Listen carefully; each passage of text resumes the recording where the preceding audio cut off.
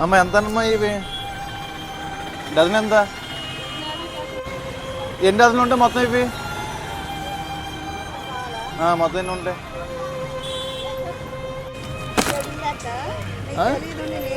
Okay okay అమ్మ వేసే. ఎంత మొత్తం?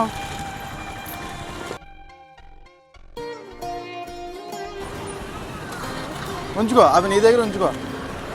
పిల్లలు ఉంచుకో నీకే. బాబా రెండు వెళ్తుంది తీసుకోండి, నీకే పెట్టుకోమ్మా.